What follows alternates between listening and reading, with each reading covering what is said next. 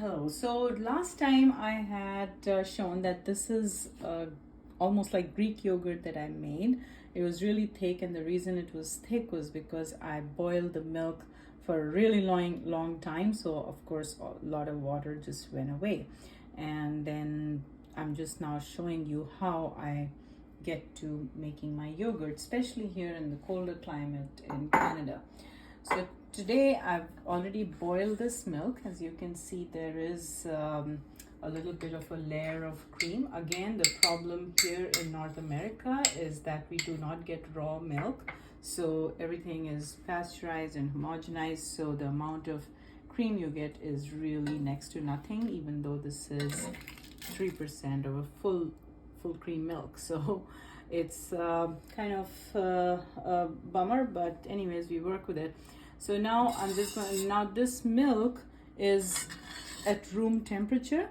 So I will heat it up literally for just not even a minute, because it's gone cold. So after the boil, it has to cool down and cool down to just about 38 degrees Celsius. So now this is because this has been sitting for longer than 38 degrees. So I just touched the outside and it felt like it was really just room temperatures, and it has to be just 1 degrees above.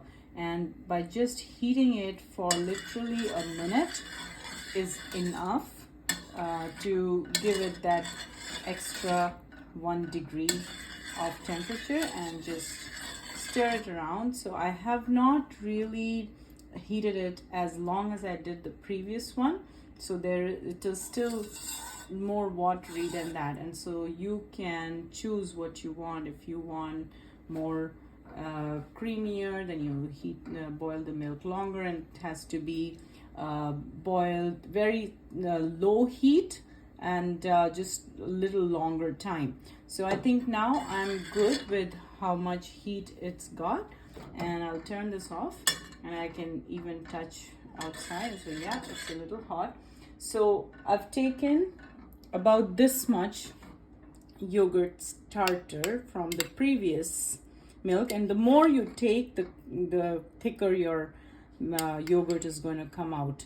So at least about 2 tablespoons, and make sure it's got no lumps and all in it. There are 2 ways of doing it. I could just mix it all in here and then just take it in a jar and mix it, but sometimes I really just find it a lot easier to use my blender.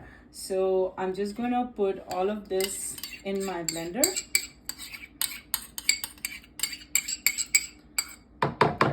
and then I'm just gonna put my milk here along with that little film of cream. So now this is a Vitamix. It can be really powerful, but I'm not going to use the full power. In fact, it's turned down to the lowest, and I'm not even going to increase the power any higher. So I'll just go with no, not higher here. So it's going to go really low, and if I just make, the idea is to get a little bit of air into it and let the yogurt starter mix around. But if you're going to make it super fast, then the chances are you're going to damage the bacteria beyond what it needs to be. So now this is just going to blend a little bit. It's getting a little frothier, foamier. If I want, I'll raise the speed a little bit, as you can see, just to kind of speed up the process and give it more air. The lady who taught me did not teach me through the blender. She had taught me to do it with 2 saucepans and then just going up and down the saucepan, and that used to spill a lot of milk. So I figured this to be a lot cleaner and quicker and easier, and I basically give it, I don't know, 30 seconds to a minute like that, and then I just turn it off, and I'm good with this. As you can see, now there's it's got some foam in it.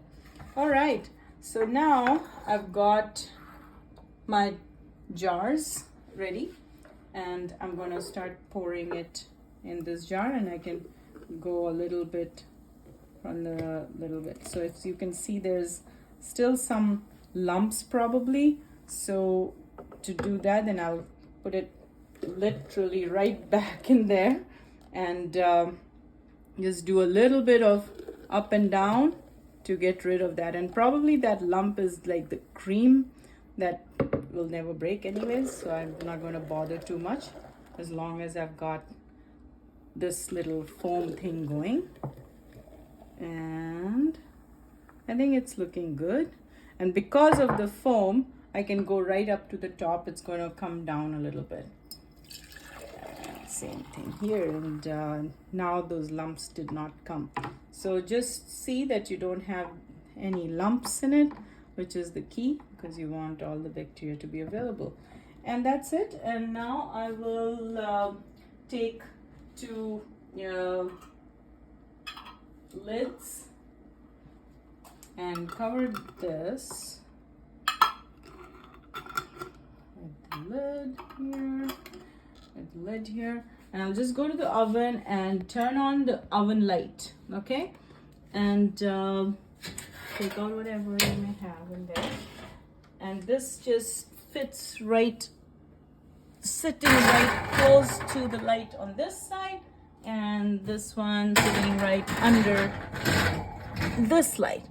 And yeah, and that's it. This will stay on and usually gets about 6 hours in there, and then you'll check in the morning. It will probably be set, and if it's not set, then leave it as long as it takes to set it. So hopefully that helps. Let me know if you have any questions, and I'll be happy to answer.